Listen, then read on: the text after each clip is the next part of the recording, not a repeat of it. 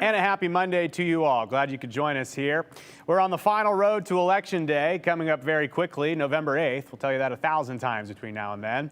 And ahead of that day, our text line and inbox are full of comments and questions about all the races. But a major topic, as always, political advertising, and if the claims in the TV ad you watch here on 7, if they're true. Here are just a few of the text messages we've received in just the last few days. Folks wondering about the Mike Crapo ad talking about the IRS, the Internal Revenue Service. Now, this is a commercial you've likely seen a few times here on 7, so let's talk about the claims made in the advertisement.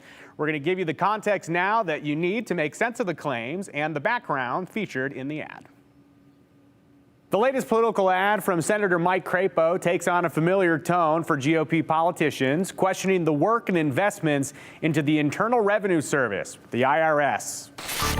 Joe Biden, Chuck Schumer, and Nancy Pelosi just supersized the IRS to get more money to spend.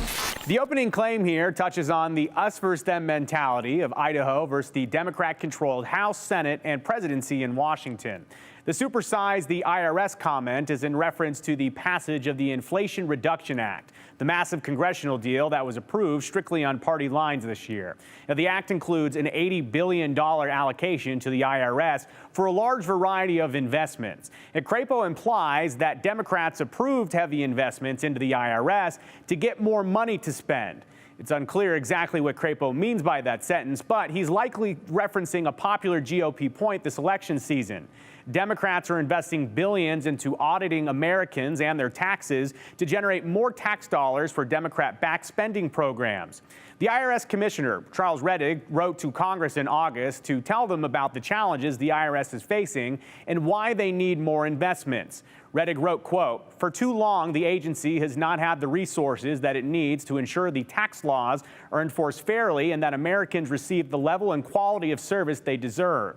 Republicans have pushed the idea that increased investments into the IRS will end up with middle and low-income Americans being nickeled and dimed through audits, again, to pay for Democrat-backed spending packages. Now, the IRS has said publicly and bluntly this is not the plan. Rettig told Congress that the IRS is focused on top earners in large corporations so they can hold them accountable and make sure that they're paying their fair share. He wrote, quote, "Large corporate and high net worth taxpayers often engage teams of sophisticated representatives who pursue unsettled or sometimes questionable interpretations of tax law.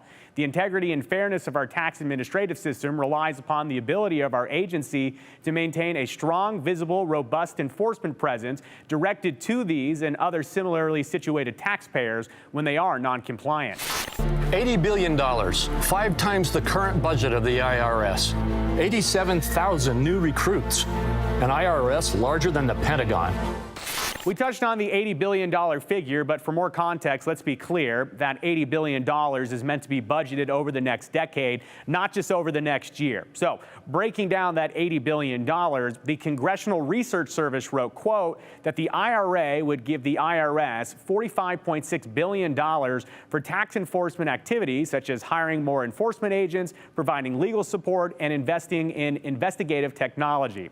$25.3 billion is set for general IRS support, like covering facilities costs, postage, security, stuff like that. And the remaining funds are for technology and service upgrades, like for antiquated computer systems that the IRS still uses. That 87,000 new recruits implies that an army of auditors will be hired to audit Americans. And while it is true that increased funding will certainly include hiring more agents to audit Americans, the IRS wrote to Congress that they needed staffing assistance across the board. They're not looking to hire 87,000 auditors. Commissioner Rettig wrote, quote, "The IRS has fewer frontline experienced examiners in the field than at any time since World War II, and fewer employees than at any time since the 1970s. Advances in technology have been helpful, but have not kept pace with the ever-increasing responsibilities and challenges facing the IRS. As a result," he wrote, "the IRS has for too long been unable to pursue meaningful, impactful examinations of large corporate and high net worth taxpayers to ensure they're paying their fair share." An IRS larger than the Pentagon. Back to this quickly. The IRS is looking to hire a significant number of employees because, according to the IRS, an estimated 52,000 out of their 83,000 employees are eligible to retire or resign within the next 6 years. So that accounts for about 63% of the IRS workforce. So hiring is a battle for the IRS. But what is the workforce at the Pentagon? Well, the Pentagon reports that they house approximately 24,000 military and civilian employees and approximately 3,000 non-defense support personnel. So clearly less than the current IRS staff of 83,000, but those IRS staffers are housed across the country. And the Pentagon includes the Department of Defense, which has 2.91 million service members and civilians. The DoD is also the largest employer in the world. Again, housed at the Pentagon. So saying that the IRS would be bigger than the Pentagon, well, it's just a very qualified statement.